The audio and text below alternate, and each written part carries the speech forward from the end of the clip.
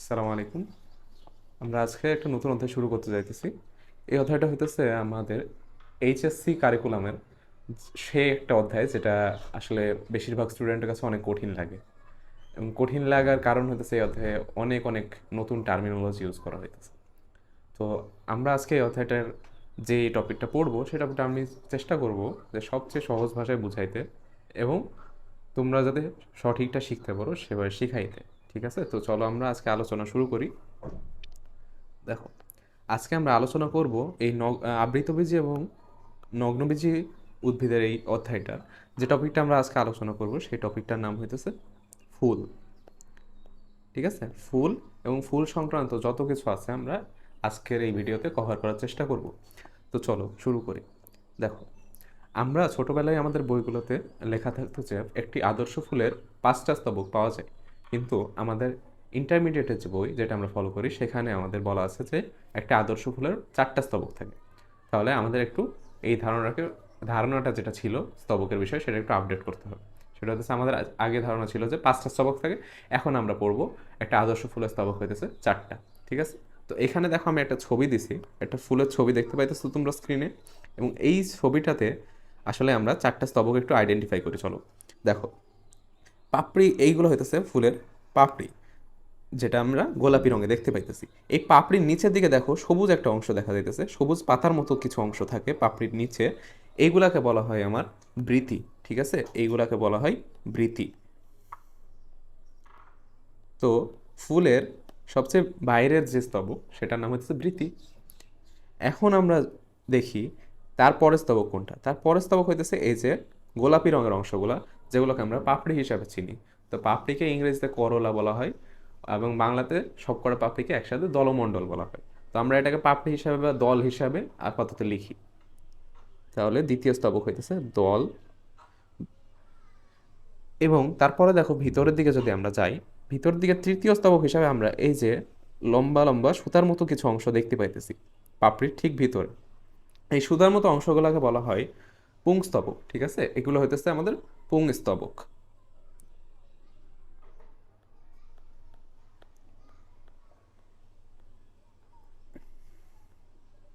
আচ্ছা, এবার হইতেছে আর একটা স্তবকই থেকে যায়, সেটা হইতেছে আমাদের স্ত্রী স্তবক। সেটা হচ্ছে একটা ফুলের সবচেয়ে ভিতরের স্তবকটা। ঠিক আছে? তো দেখো কোনটা স্ত্রী স্তবক। এখন স্ক্রিনে তোমরা সবুজ রঙে রঞ্জিত যে অংশটা দেখতে পাইতেছো, এটা হইতেছে পুরোটাই একটা স্ত্রী স্তবক। ঠিক আছে? তাহলে এটা হইতেছে আমাদের ফুলের চতুর্থ স্তবক এবং যেটা সবচেয়ে ভিতরের স্তবক।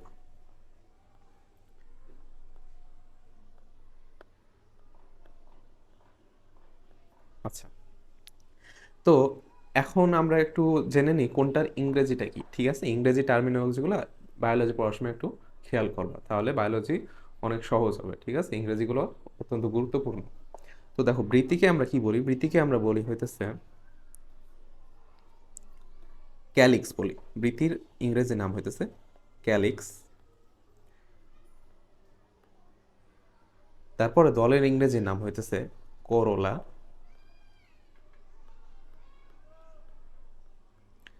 পুংস্তবককে বলা হয় অ্যান্ড্রেসিয়াম।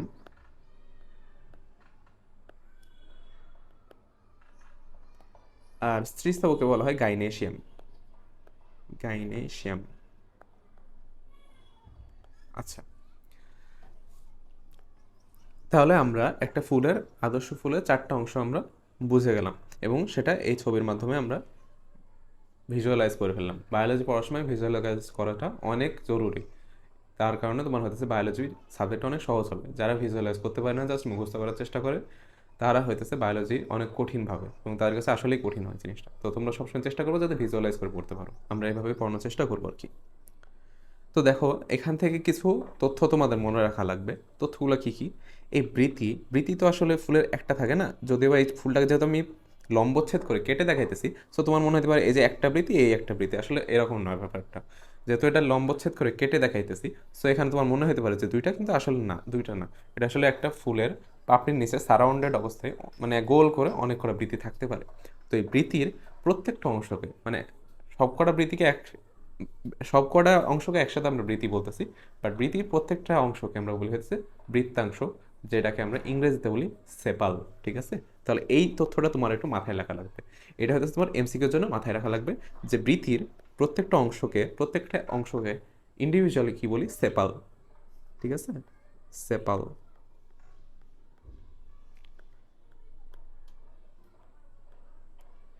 আচ্ছা, তারপরে দেখো এই পাপড়ি তো অনেক কটা থাকে একটা ফুলে, তো প্রত্যেকটা পাপড়িকে আমরা হইতেছে নাম দিই পিটাল। ঠিক আছে, তাহলে প্রত্যেকটা পাপড়িকে আলাদাভাবে আমরা কি বলি, পিটাল।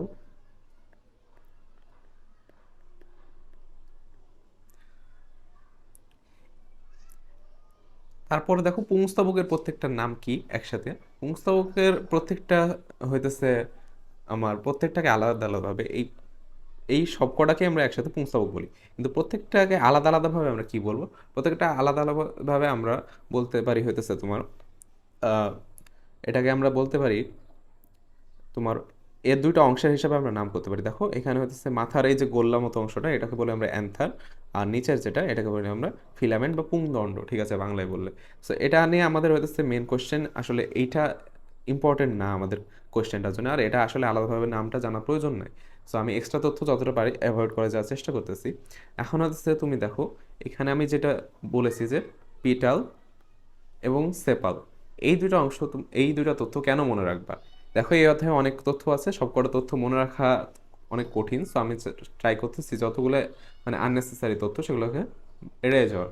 তো এখান থেকে এই পেটাল এবং সেপাল কেন জানা লাগবে, পেটাল এবং সেপাল জানা লাগবে কারণ এগুলো তোমার হচ্ছে ক নম্বরের কোয়েশ্চেনে তোমার লেখা লাগবে। সৃজনশীলে ক নম্বরের কোয়েশ্চেনে এই পিটাল এবং সেপালের কথাটা তোমার জানতে চাই, পিটাল এবং সেপাল কি জিনিস সেটা জানতে চাই। আচ্ছা, এখন কিছু ফুল আছে, সেই সব ফুলের ক্ষেত্রে তোমার দেখা যাইতেছে এই পেটাল এবং সেপালকে মানে হইতেছে পাপড়ি এবং বৃতিকে আলাদা করা যায় না, একই সাথে গায়ে গায়ে অনেক মানে একবারে অ্যাডহারেন্ট থাকে, মানে একবারে গায়ে গায়ে লাগানো থাকে। সো পাপড়ি এবং বৃতি আলাদা করা যায় না।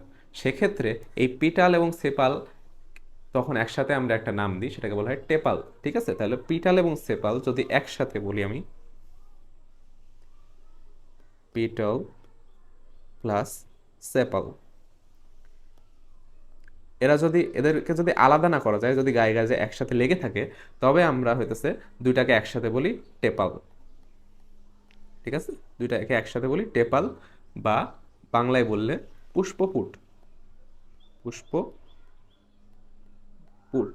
এই পুষ্পপুট ধারণাটাও কেন লাগবে, কারণ আমাদের এই অধ্যায়ের পরবর্তীতে আমরা হইতেছে পুষ্প সংকেত পুষ্প প্রতীক পড়বো, তখন আমাদের এই পুষ্পপুটের ধারণাটা অবশ্যই লাগবে।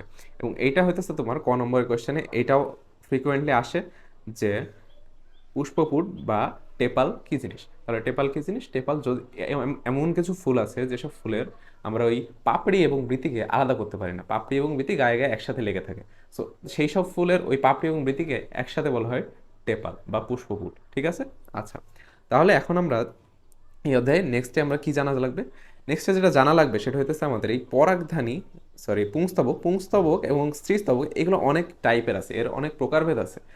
তোমাদের বই অনেক প্রকারভেদ আছে। তো এত প্রকারভেদ আসলে তুমি যদি মনে রাখতে চাও, বায়োলজি সাবজেক্টটা আসলে অনেক কঠিন হয়ে যাবে। এবং এই অনেক তথ্য আছে দেখেই এই 7 নম্বর অধ্যায় যেটা, এটা তোমরা সিনিয়রদের জিজ্ঞেস করতে পারো যারা সেকেন্ড ইয়ারে আছে বা আগে যারা বায়োলজি পড়ে গেছে, তাদের কাছে এই অধ্যায়টা একটা ভীতির নাম এই একটাই কারণে, কারণ অনেক তথ্য আছে। তো আমি আসলে এই ক্লাসটা এভাবে সাজাইছি যে যেটা তোমার লাগবে, সব কিছু আসলে তোমার লাগবে না। সো এত তথ্য মাথায় নিয়ে জাস্ট মাথার মধ্যে একটা চাপ নেওয়ার দরকার নেই। So, যেটা যেটা লাগবে সেটাই আমি তোমার ভালোভাবে শেখাবো। অ্যাজ এ হোল বাকিগুলোও কিছুটা দেখাই দিব। তো দেখো আমরা হয়তো এখন আমরা পুংস্তবক বা অ্যান্ড্রেসিয়ামের প্রকারভেদ নিয়ে একটু আলোচনা করে আসো। দেখো এই ছবিটা যেটা আমি এখানে রেখেছি, এটা হচ্ছে বিভিন্ন ধরনের পরাগ মানে পুংস্তবকের ছবি দিয়েছি। তো একটা পুংস্তবকের আসলে দুইটা অংশ থাকে, একটা হইতেছে এই যে দণ্ডাকার অংশ যেটাকে আমরা পুংদণ্ড বলি, আর মাথার ওপরে যে হইতেছে অংশটা থাকে এটাকে বলি হইতেছে পরাগধানী। এবং এই পরাগধানীর মধ্যে হইতেছে পরাগ রেণু তৈরি হয়। ঠিক আছে, আচ্ছা, এখন হইতেছে এই পুংস্তবকের হইতেছে অনেক কয়টা টাইপ আছে, যেমন হইতেছে দেখো টাইপগুলো কিভাবে হইতেছে এটা আমি একটু বুঝাই দিই। দেখো এই পুংদণ্ডটা যদি হইতেছে এই পরাগধানীর ঠিক নিচে বা নিচে ঠিক যদি লেগে থাকে, পরাগধানীর ঠিক নিচে থেকে যদি পুংদণ্ড লেগে থাকে, তাহলে এটা হচ্ছে বলা হয় বেসিফিক্সড, বাংলায় বললে হয় পাদলগ্ন। ঠিক আছে,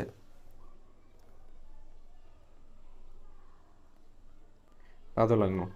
আচ্ছা, এছাড়া কি হইতে পারে, দেখো পরের ছবিটা দেখো, এই একটা পরাগধানী, এই পরাগধানীর দেখো এভাবে হইতেছে হেলানো অবস্থায় আছে এবং এর নিচে থেকে তোমার হইতেছে পুংদণ্ডরা লাগানো আছে। তো এইরকম যদি হয় তাহলে আমরা বলি যে পরাগধানীটার পিঠে মানে পৃষ্ঠে এই পুংদণ্ডটা লাগানো আছে। দেখো এই পিঠে এই পুংদণ্ডরা লাগানো আছে। তো এই ধরনেরকে আমরা বলি ডরসিফিক্স বা হইতেছে তোমার বাংলায় বললে হচ্ছে পৃষ্ঠলগ্ন বলতে পারি আমরা। তাহলে এটা কি? এটা হচ্ছে পৃষ্ঠলগ্ন।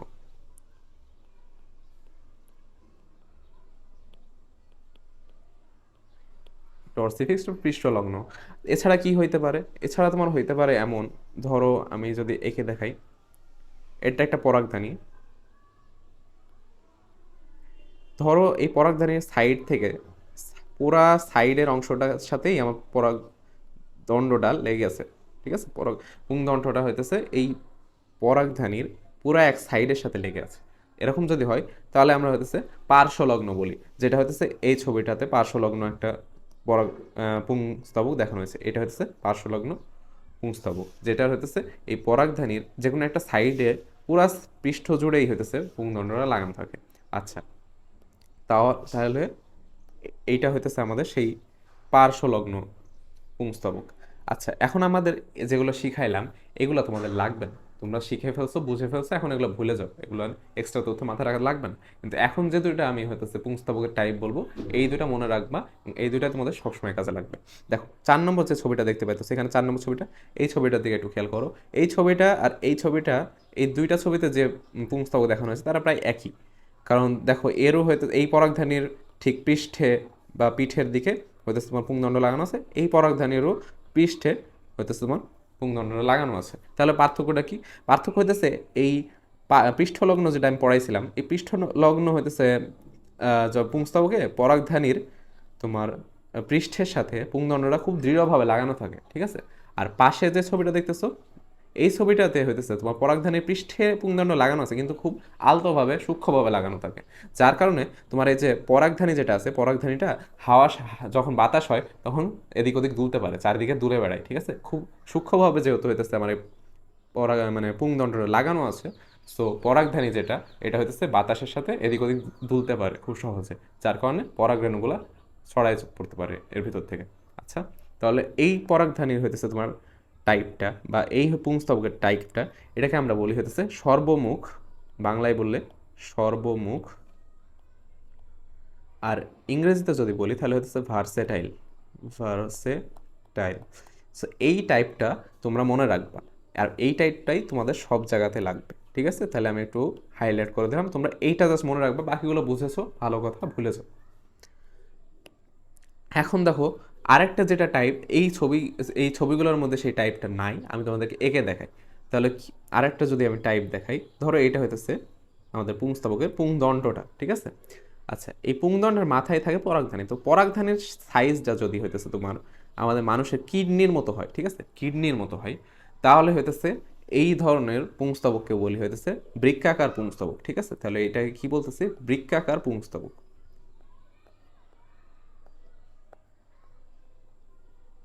বৃক্কাকার পুংস্তবক, ঠিক আছে? বা হইতেছে কিডনি শেপড, ঠিক আছে, কিডনি শেপ। তাহলে এই দুইটা টাইপ তোমাদের মনে রাখা লাগবে, আমি যেটা হাইলাইট করে দিতেছি, যে সর্বমুখ পুংস্তবক কীরকম হয় আর হচ্ছে বৃক্ষাকার পুংস্তবক কীরকম হয়, ঠিক আছে? তো এই দুইটা টাইপ মনে রাখবা, বাকি বইয়ে যা আছে সব ভুলে যাও, ঠিক আছে? আমি তোমাদের পড়া যথেষ্ট সম্ভব কমাই দেওয়ার চেষ্টা করতেছি এবং এগুলো তোমাদের কখন লাগবে না, যেগুলো বলে দেবো সেগুলোই শুধু তোমাদের সারা জীবন লাগবে। আচ্ছা, তারপরে এবার আমাদের হচ্ছে পুংস্তবক নিয়ে আলোচনা শেষ, এখন হচ্ছে আমাদের স্ত্রীস্তবক নিয়ে আলোচনা করা লাগবে। দেখো এখানে এইটার মধ্যে তিনটা তোমার হচ্ছে ডায়াগ্রাম দেখানো হয়েছে, এ একটা আর এই একটা।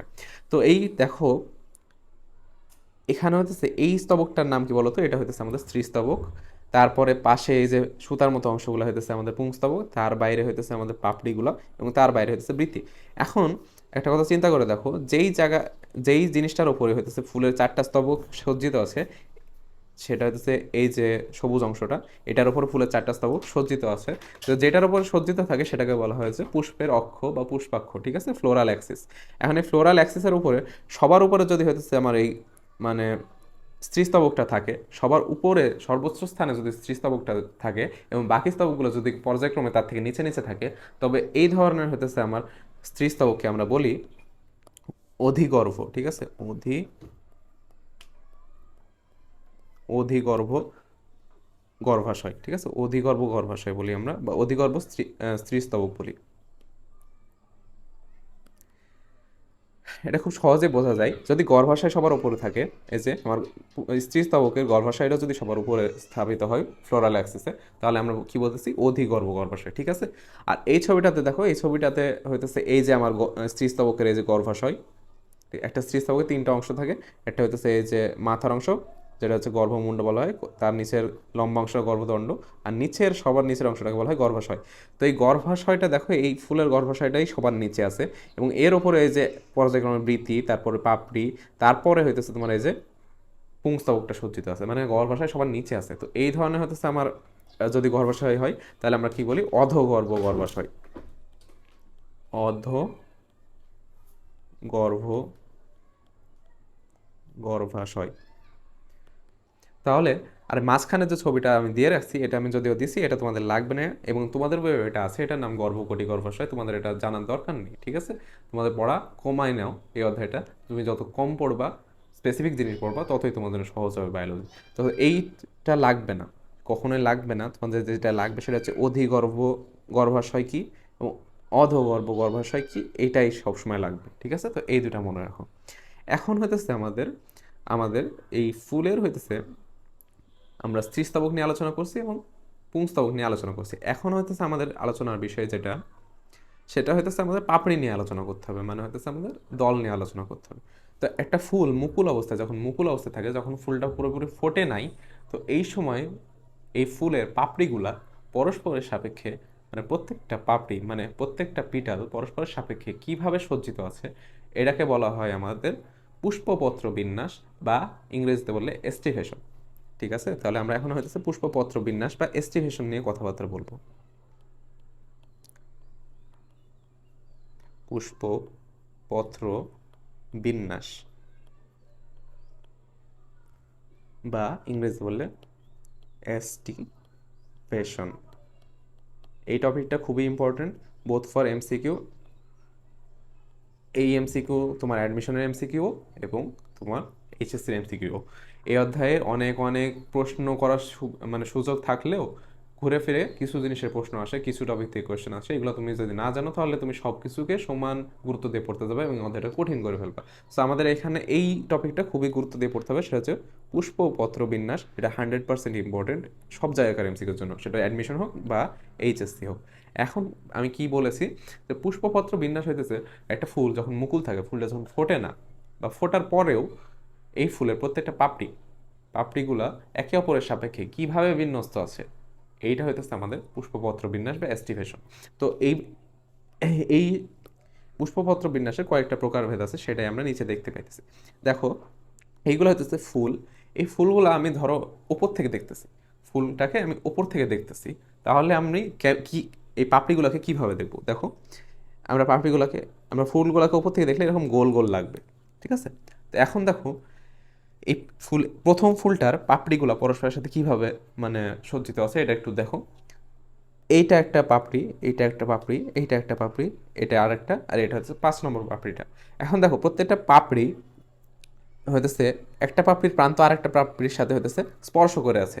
এই পাপড়ির প্রান্ত এই পাপড়ির সাথে স্পর্শ করে আছে, যদিও বা এখানে একটু ছোট ফাঁকা স্থান দেখা যাইতেছে, কিন্তু আসলে মেনলি এই জিনিসটা এভাবে লাগানো থাকে, মানে প্রত্যেকটা পাপড়ি প্রান্ত যদি অপর একটা পাপড়ির প্রান্তের সাথে লাগানো থাকে, তখন সেটাকে আমরা কি বলি, ভালভেট পুষ্পবিন্যাস বলি। তাহলে এটাকে কি বলি, ভালভেট পুষ্পপত্র বিন্যাস, ঠিক আছে, ভালভেট পুষ্পপত্র বিন্যাস। আচ্ছা, এখন যদি হইতেছে এমন হয় যে একটা পাপড়ির একটা প্রান্ত আরেকটা পাপড়ির আরেকটা প্রান্তের উপরে থাকবে, দেখো এই পাপড়িটার এই প্রান্তটা এই পাপড়ির একটা প্রান্তের উপরে আছে। উল্টোভাবে বলতে পারো যে এই বিন্যাসটাতে, এই পুষ্পপত্র বিন্যাসে সবসময় একটা পাপড়ির একটা প্রান্ত অন্য পাপড়ির নিচে থাকবে, ঠিক আছে। তাহলে এই ধরনের যদি বিন্যাসটা হয়, তাহলে সেটাকে বলি আমরা টুইস্টেড। দেখো, এই পাপড়িটার নিচে অন্য একটা পাপড়ির একটা নিচের একটা অংশ আছে, আবার এই পাপড়ির এক প্রান্তের নিচে অপর পাপড়ির আরেকটা প্রান্ত আছে। সো এইভাবে তুমি হয়তো বুঝতে পারতেছো। তাহলে এই বিন্যাসটাতে সবসময়ই একটা পাপড়ির নিচে আর একটা পাপড়ির এক প্রান্ত থাকবে। তাহলে এইভাবে যদি হয় তাহলে তখন সেই বিন্যাসটাকে আমরা কি বলি? টুইস্টেড পুষ্পপত্র বিন্যাস। এবার দেখো পরবর্তীটাতে কি হয়েছে, পরবর্তী ছবিটাতে বা পরবর্তী ফুলের ক্ষেত্রে একটা পাপড়ি এমন আছে যে যার দুই প্রান্তই উপরে আছে, এবং একটা পাপড়ি এমন আছে যার দুই প্রান্তই অন্য পাপড়ির নিচে আছে। ঠিক আছে, আর বাকি যে তিনটা পাপড়ি বা বাকি যে পাপড়িগুলো থাকবে এই পাপড়িগুলা ওই আগের মতোই এক প্রান্ত অন্যটার নিচে থাকবে। তাহলে কি বললাম? এই ইমব্রিকেট পুষ্পপত্র বিন্যাসে আমাদের দুইটা পাপড়ি আলাদা হবে এবং আর বাকি পাপড়িগুলো হইতেছে তোমার আগের টুইস্টারের মতোই হবে।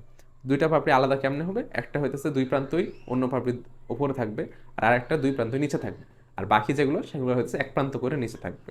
ঠিক আছে, তারপরে দেখো চতুর্থ যে আমাদের পুষ্পপত্র বিন্যাস সেটাকে বলতেছে আমরা কুইন কানশিয়াল। ঠিক আছে, কুইন কানশিয়াল আমার এস্টিভেশন। তো এইখানে কি হইতেছে? এইখানে হইতেছে দেখো এখানে জাস্ট একটা পাপড়ি এমন থাকতেছে যার এক প্রান্ত উপরে এবং যার এক প্রান্ত নিচে। ঠিক আছে, যার এক প্রান্ত উপরে এবং আর এক প্রান্ত নিচে এরকম একটা পাপড়ি থাকবে। আর বাকি হইতেছে যে চারটা পাপড়ি আছে তাদের মধ্যে দুইজন হইতেছে দুই প্রান্তই নিচে আর দুইজন হচ্ছে দুই প্রান্তই উপরে। ঠিক আছে, তাহলে একটা পাপড়ি থাকবে এমন যার এক প্রান্ত অন্য পাপড়ির নিচে থাকবে, এই যে এই পাপড়িটা সেই অবস্থা। আচ্ছা, তো এটাকে বলতেছে আমরা কুইনকানশিয়াল পুষ্পপত্র বিন্যাস বা অ্যাস্টিভেশন। আর শেষের যেটা আমরা পড়বো সেটাকে বলা হয় ভেক্সিলারি। এই ভেক্সিলারি হইতেছে পুষ্পপত্র বিন্যাসে কি হয় এটা একটু বোঝো। এই ভেক্সিলারি পুষ্পপত্র বিন্যাসে একটা বড় পাতা থাকে, বড় পাপড়ি থাকে, যেটা নিচে অন্য দুটো পাপড়ি থাকে এবং তারও ভিতরে আরও দুইটা পাপড়ি থাকে। সো এইভাবে বিন্যস্ত থাকে পাপড়িগুলো। তো এখন তোমাদের পড়াটাকে একটু সহজ করে দিই। পড়াটা সহজ করে দেওয়ার জন্য আমরা কি বলতে পারি? এই যে তোমার আমি যে বললাম যে পাপড়ি কিভাবে কোনটা সজ্জিত আছে, এটা তোমার মনে রাখা লাগবে না। ঠিক আছে, তোমার এটা মনে রাখা লাগবে না। জাস্ট মনে রাখবা কোনটা, তোমরা এই টুইস্টেডের পাপড়িগুলো কীভাবে সজ্জিত আছে এটা মনে রাখবা। আর হইতেছে বাকি যে ইমব্রিকেট, এটা তোমার মনে রাখার দরকার নেই যে কয়টা পাপড়ির নিচে আছে, এগুলো মনে রাখার দরকার নেই। বা কুইনকানশিয়াল এটাও মনে রাখার দরকার নেই। ভেক্সিলারির পাপড়িগুলো কীভাবে সজ্জিত আছে এটাও মনে রাখার দরকার নেই। ভালভেটগুলো হইতেছে মনে রাখার দরকার নেই। বা আরও একটা তোমাদের বই আছে ওপেন এস্টিভেশন, সেটাও মনে রাখার দরকার নেই। তাহলে মনে রাখবা কি, তুমি জাস্ট টুইস্টেড এটা মনে রাখবা যে এর পাপড়িগুলো কীভাবে পরস্পরের সাথে সজ্জিত আছে। আচ্ছা, এখন এখান থেকে আর কি মনে রাখা লাগবে? এখান থেকে যেটা আর মনে রাখা লাগবে সেটা হইতেছে তোমার, তাহলে এখান থেকে কী লাগবে মনে রাখা? এই প্রত্যেকটা হচ্ছে উদাহরণগুলো মনে রাখা লাগবে, বুঝছো? প্রত্যেকটা পুষ্পপত্র বিন্যাসের উদাহরণ আছে কিছু বইয়ে, উদাহরণগুলো মনে রাখা লাগবে। এইগুলো হচ্ছে এমসিকিউতে আসবে। ধরো বলে দিতে পারে যে টুইস্টেড পুষ্পপত্র বিন্যাস দেখা যায় কোন ফুলে, বা ভেক্সিলারি পুষ্পপত্র বিন্যাসটা দেখা যায় কোন ফুলে। এইগুলো অ্যাডমিশন টেস্টের কোয়েশ্চেন আসবে, এগুলো হচ্ছে তোমার এইচএসসির কোয়েশ্চেন আসে এই এমসিকিউতে। তো এখন এটা মনে রাখার উপায় কি? তো এটা মনে রাখার উপায় তুমি হতেছে, আমি প্রত্যেকটারই কিছু কিছু উদাহরণ দেওয়ার চেষ্টা করছি, তো একটু আমরা খেয়াল করি।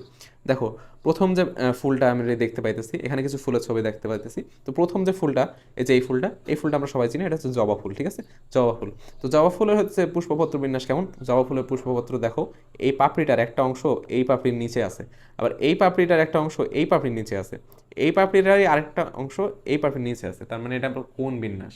এটা হচ্ছে ওই টুইস্টেড পুষ্পপত্র বিন্যাস। ঠিক আছে, তাহলে ভুল করো না, এটা হচ্ছে আমাদের টুইস্টেড পুষ্পপত্র বিন্যাস।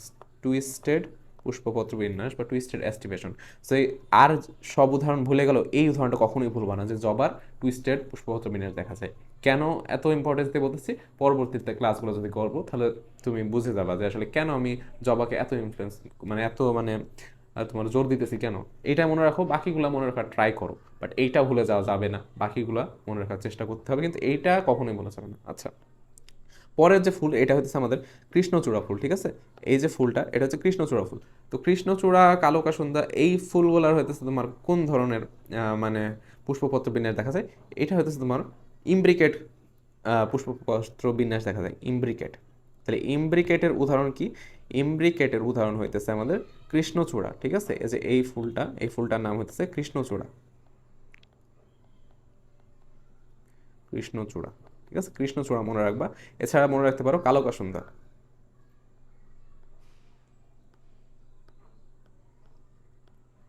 আচ্ছা, কালো কাসুন্দা ফুল মনে রাখতে পারো।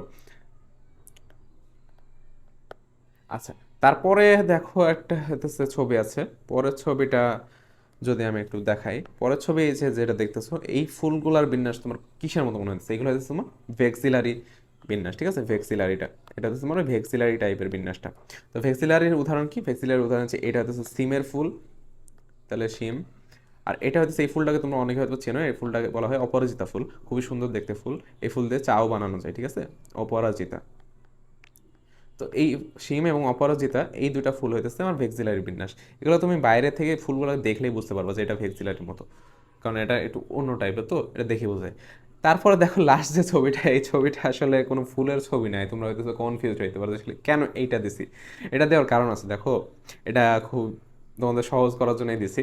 তো এটা হচ্ছে দেখো আমাদের যেটা বাকি ছিল বিন্যাসের মধ্যে, সেটা হচ্ছে কুইনকান শিয়াল বিন্যাসটা বাকি ছিল। হ্যাঁ, কুইনকান শিয়াল বিন্যাসটা বাকি ছিল। তো দেখো কুইনকান শিয়াল, ঠিক আছে, শিয়াল।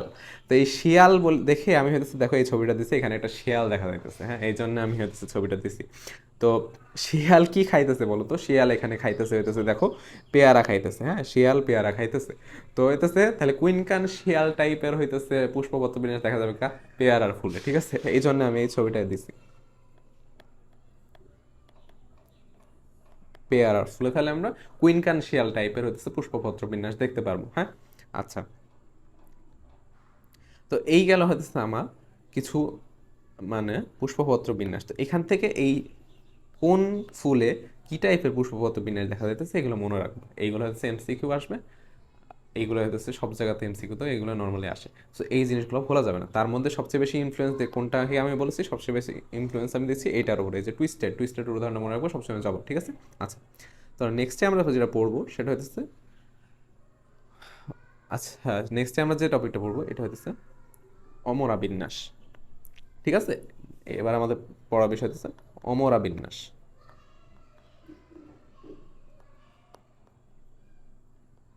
তো অমরা বিন্যাস জিনিসটা কি?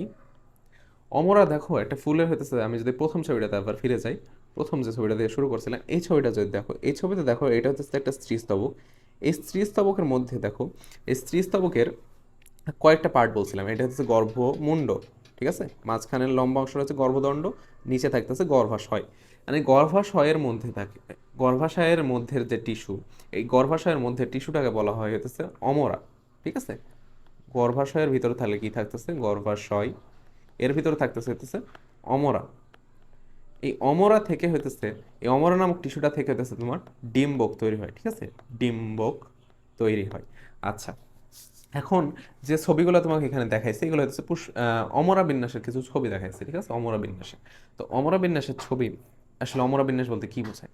ধরো এইটা একটা মানে পুরোপুরি একটা, আমার এই পেনটা একটা পুরোপুরি হইতেছে একটা স্ত্রীস্তবক। আর এর নিচের অংশটা তাহলে কি হবে? নিচের দিকের অংশটা হবে গর্ভাশয়, উপরের দিকটা হবে গর্ভমুণ্ড, মাঝখানেটা হবে গর্ভদণ্ড। তাহলে ধরো নিচের অংশ হচ্ছে গর্ভাশয়, গর্ভাশয়টাকে আমি হইতেছে এইভাবে আড়াআড়িভাবে কাটলাম।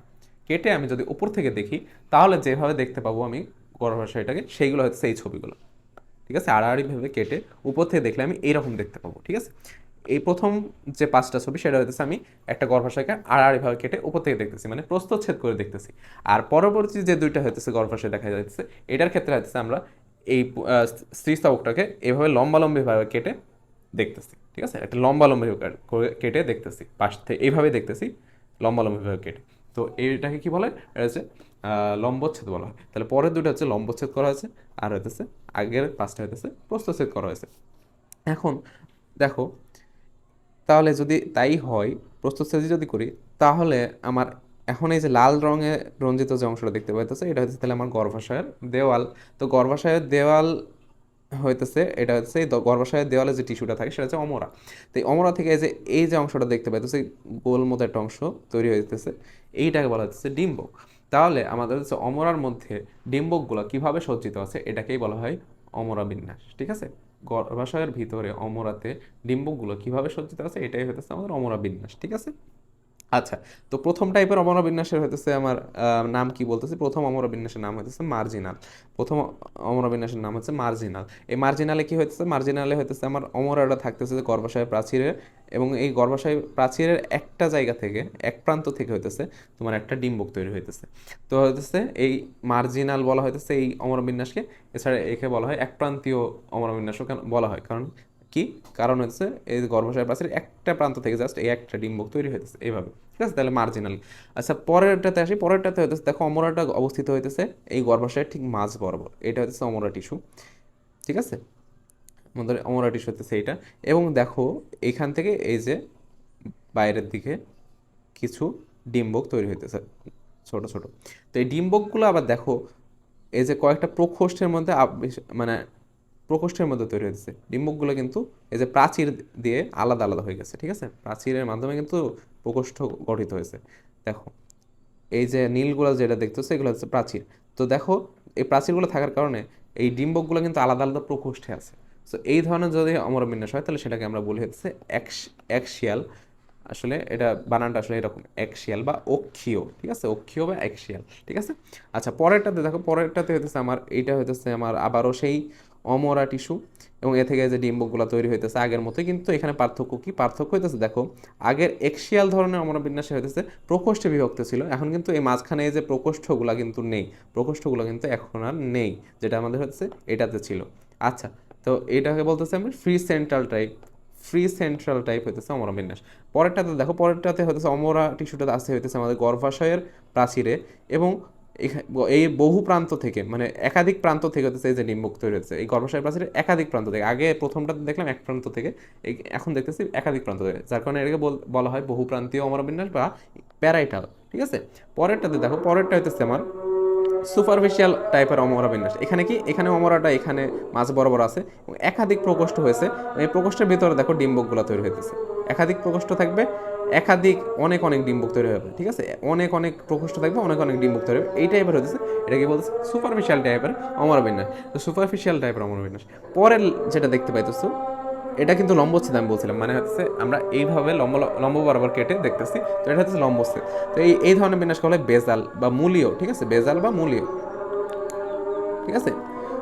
এখানে কি হয়েছে, এই যে দেখো গর্ভাশয়ের ঠিক নিচ থেকে একবার মূল থেকে হইতেছে তোমার ডিম্বকটা তৈরি হইতেছে, গর্ভাশয়ের ঠিক মূল থেকে ডিম্বকটা উঠে আসতেছে, এই জন্য মূলীয় বা বেজাল বলা হইতেছে। আর পরবর্তী ছবিটাতে দেখো গর্ভাশয়ের হইতেছে উপর দিক থেকে হইতেছে ডিম্বকগুলো নিচের দিকে নেমে আসতেছে, এই জন্য বলতেছে এপিকাল বা শীর্ষক, ঠিক আছে, এটাকে বাংলায় বলে শীর্ষক বলা হয়। তো এইখান থেকে আমার কি লাগবে, এখান থেকে মনে রাখা লাগবে যে প্রত্যেকটার হইতেছে আমার উদাহরণগুলো মনে রাখা লাগবে, ঠিক আছে। তার মধ্যে বেশিভাবে জোর দিয়ে কি মনে রাখবা, এই এক্সেলের উদাহরণটা যে জবা, এটা মনে রাখবা। তারপর হইতেছে তোমার এই বেজালের উদাহরণ যে ধান, এইটা মনে রাখবা, ঠিক আছে। আর বাকি প্রত্যেকটার যে আলাদা আলাদা দেখবা উদাহরণ আছে, এই উদাহরণগুলো তোমরা বই থেকে পড়ে ফেলবে, ঠিক আছে। প্রত্যেকটারই উদাহরণ লাগবে, কিন্তু সবচেয়ে বেশি কোনটা লাগবে, সবচেয়ে বেশি জবা লাগবে এবং ধান লাগবে। তাহলে ধানের অমরা বিন্যাস হইতেছে বেজাল বা মূলীয়, এবং জবার অমরা বিন্যাস হইতেছে অ্যাক্সিয়াল বা অক্ষীয়, ঠিক আছে। এই দুইটা ভুল হওয়া যাবে না, বাকিগুলোর উদাহরণগুলোও এমসিকিউতে আসবে। তো আমরা আজকে অমরা বিন্যাস পর্যন্তই আলোচনা করলাম, দেখা হবে অন্য কোনো ক্লাসে, ততক্ষণ সবাই ভালো থাকবে।